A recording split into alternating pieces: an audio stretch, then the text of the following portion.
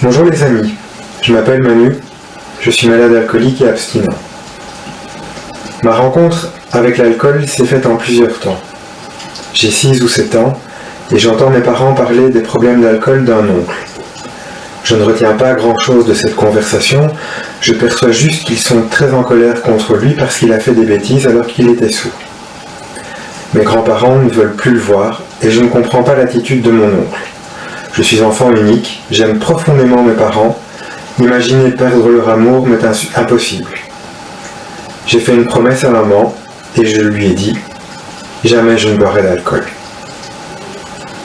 Les années passent, nous allons fêter mon anniversaire car aujourd'hui j'ai 10 ans. Je suis joyeux, excité et j'ai le trac. J'espère que tout sera parfait. Papa décide de me confectionner un gâteau à la fraise. Pour le parfumer, il utilise quelques gouttes d'alcool qu'il tire d'une minuscule bouteille qu'il range aussitôt dans l'armoire sous le frigo. La fête me grise, je suis euphorique. Mes copains de classe sont là, il fait beau. Nous jouons, nous rions, le gâteau est délicieux. Quelle belle journée. Tout est parfait. Puis arrive le moment de nous séparer.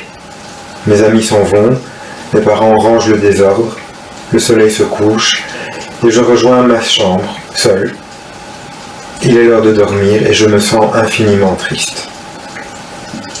La fête est finie. Je veux revivre ce moment. Et c'est à ce moment précis que j'ai mon premier flash d'alcool, sans jamais en avoir bu pour autant.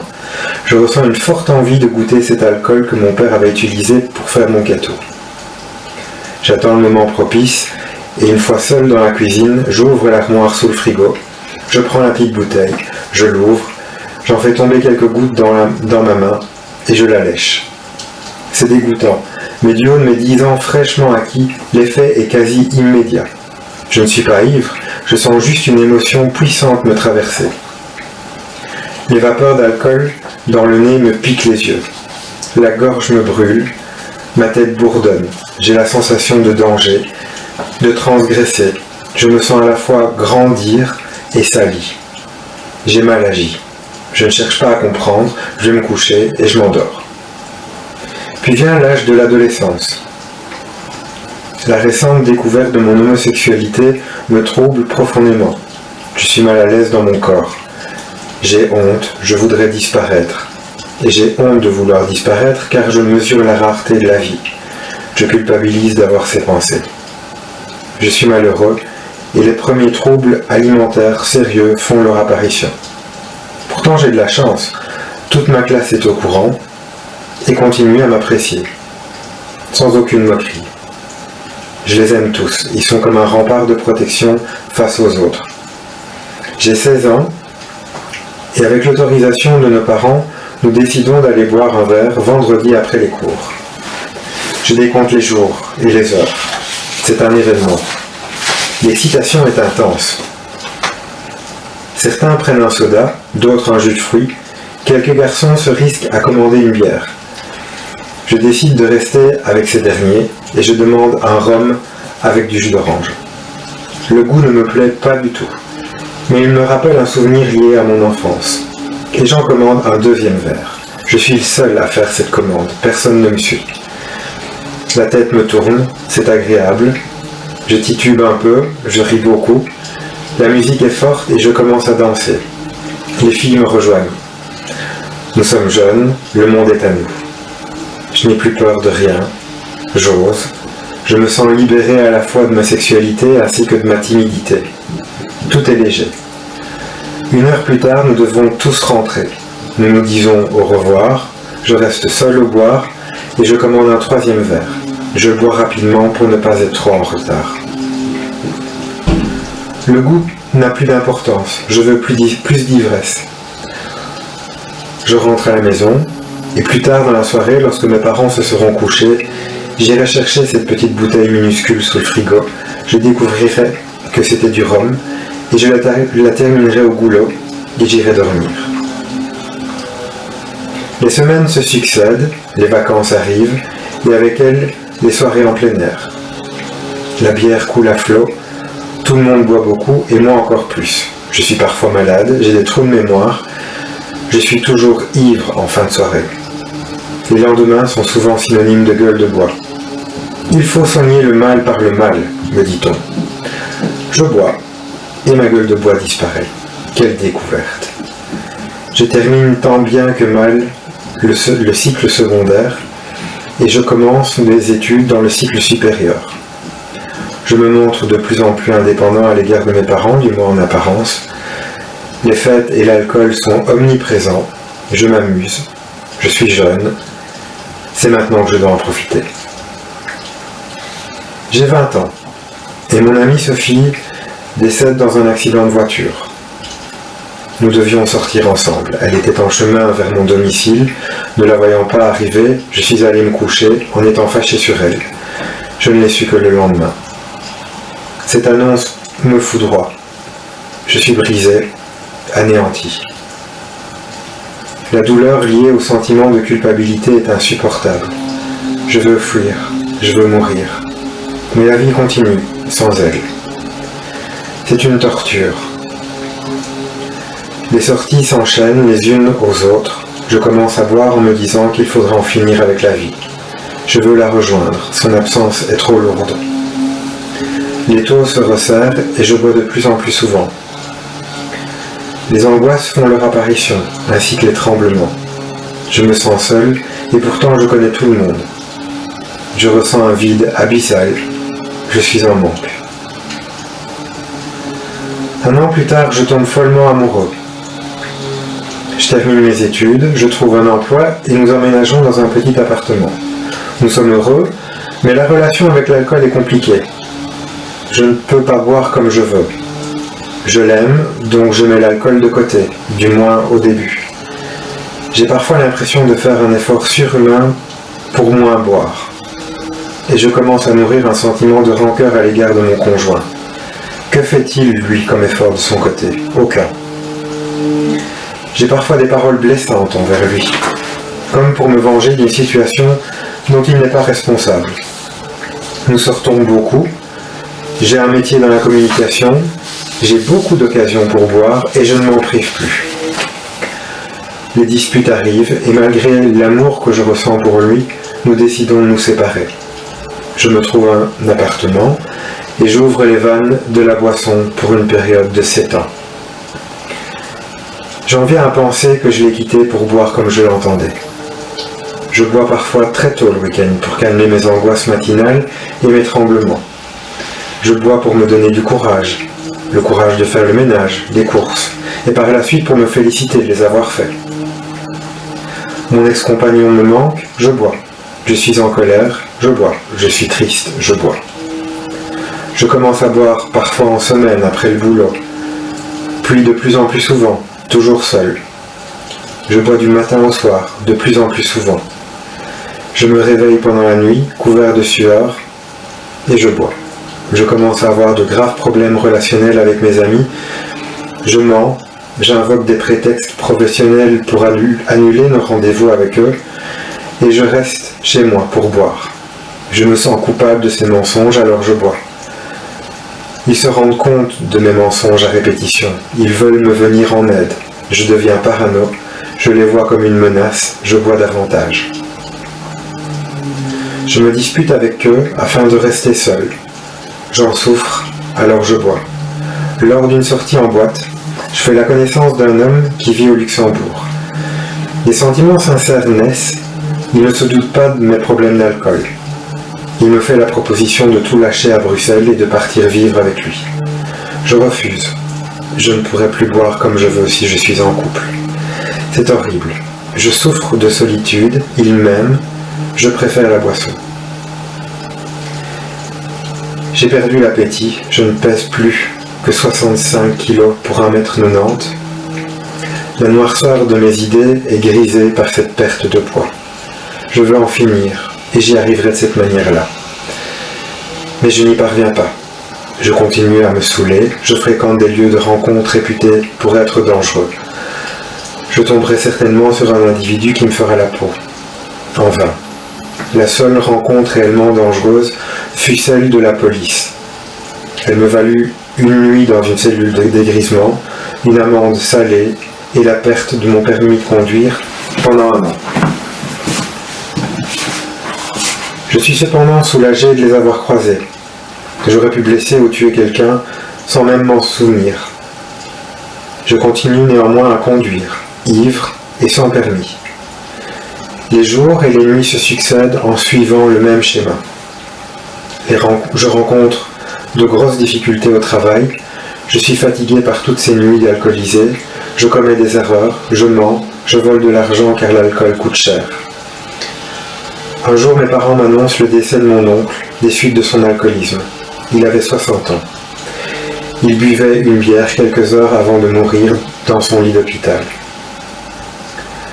Tout cela est sans réel effet sur moi et je continue à boire.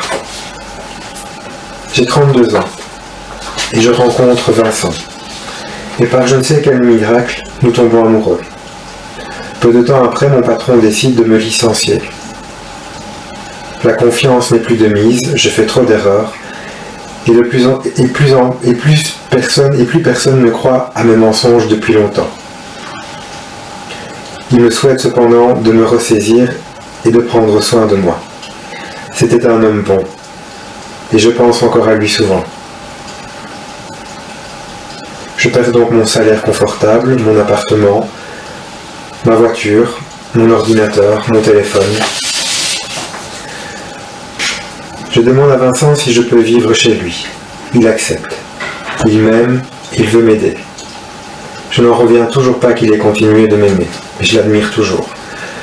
Je n'aurais pas eu sa patience et sa bienveillance si nos rôles avaient été inversés. Les mois passent, nous adoptons une petite chatte de quelques jours, trouvée sous le capot de la voiture. Elle est malade, je dois la nourrir au biberon, et des liens intenses se tissent entre ce petit animal et moi-même.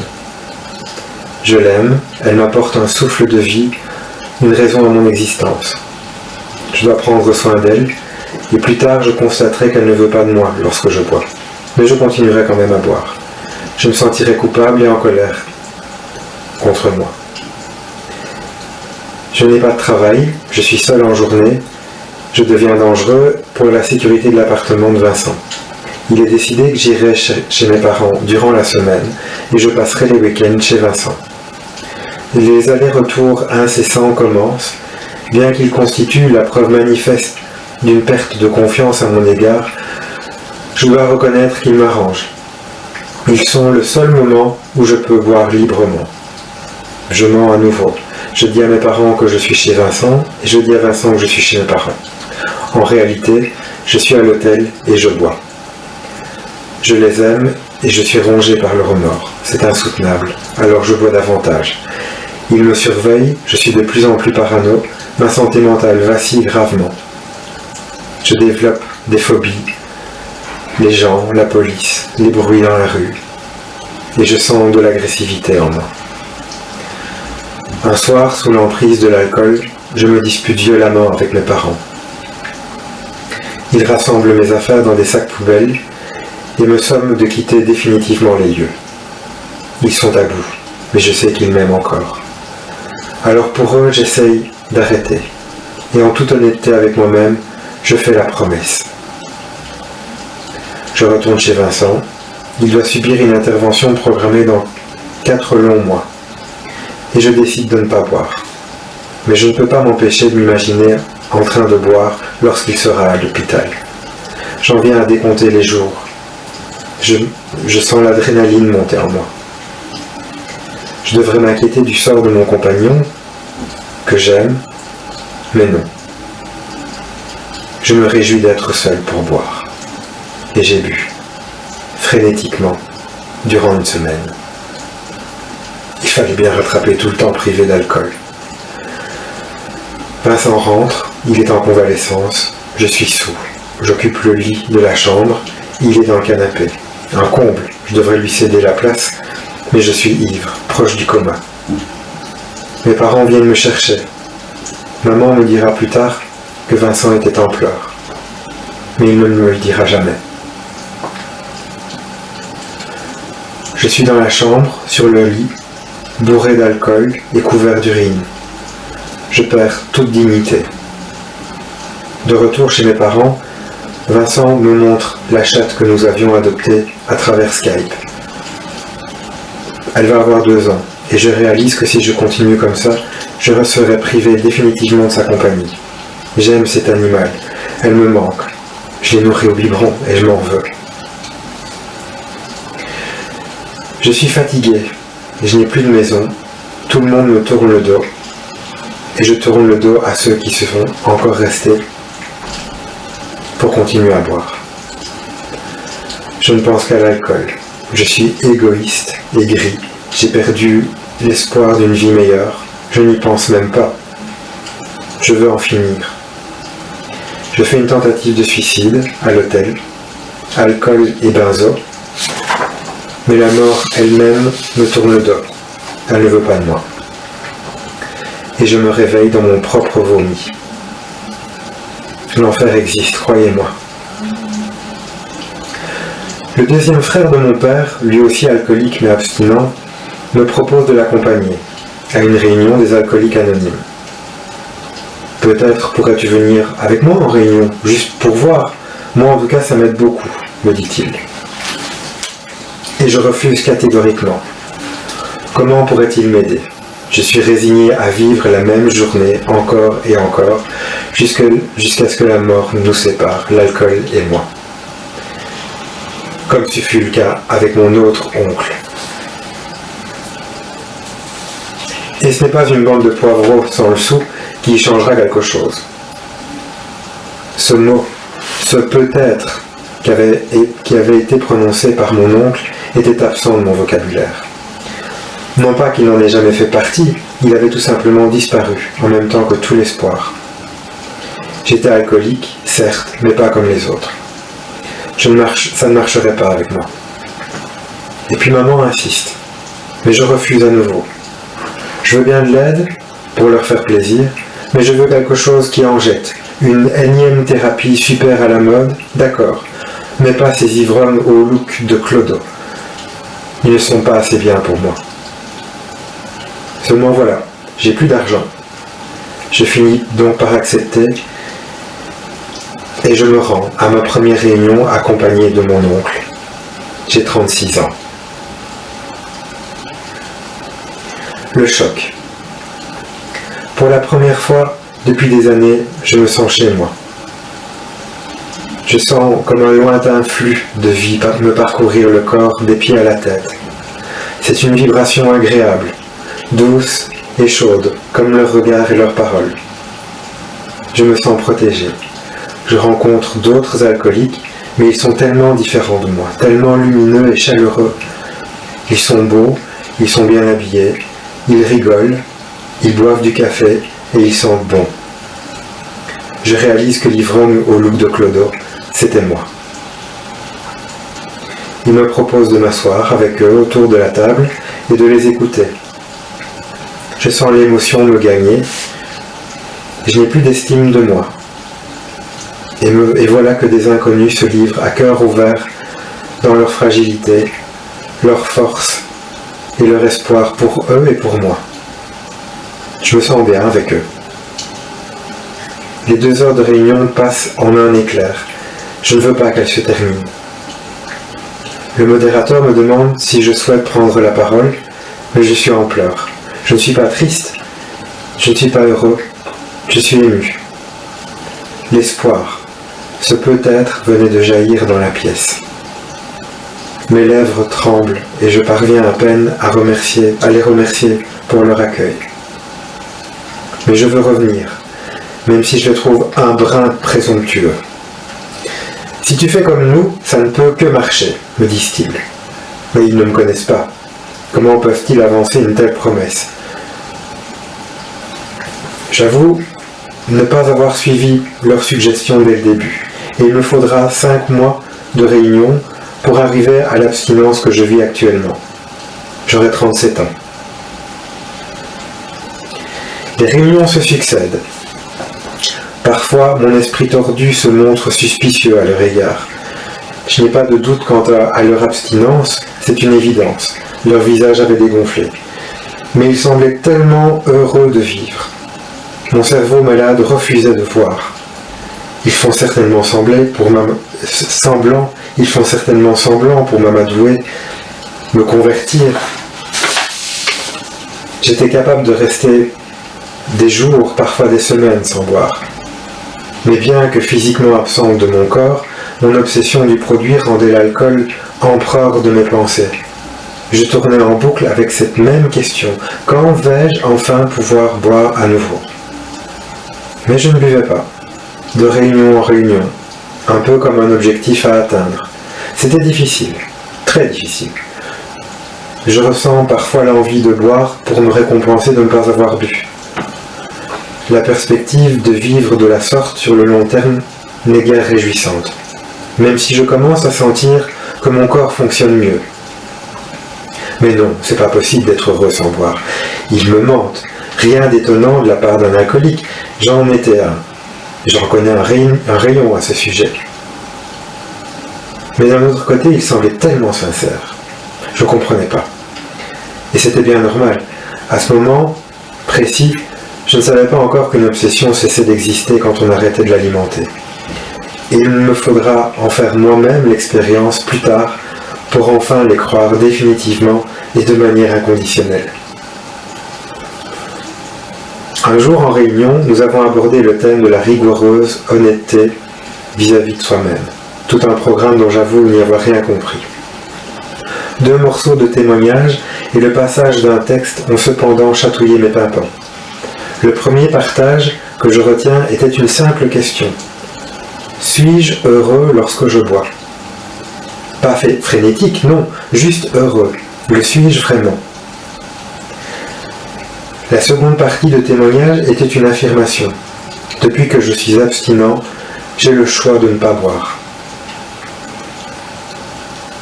Je venais de comprendre qu'il m'était impossible d'être heureux lorsque je buvais, puisque je n'avais pas le choix. Je répondais à une pulsion, tel un pantin prisonnier d'un mouvement indiqué par son marionnettiste. Ensuite, à la fin de la réunion, le modérateur a lu un texte duquel j'ai retenu « Garder l'esprit ouvert ». Et j'ai vécu mes premiers pas en AA, comme ça, sans trop y croire, mais avec ces 3 messages en tête, et puis bien d'autres par la suite, dont le rien qu'aujourd'hui. 1 heure après l'autre, un jour après l'autre, sans boire et en allant en réunion.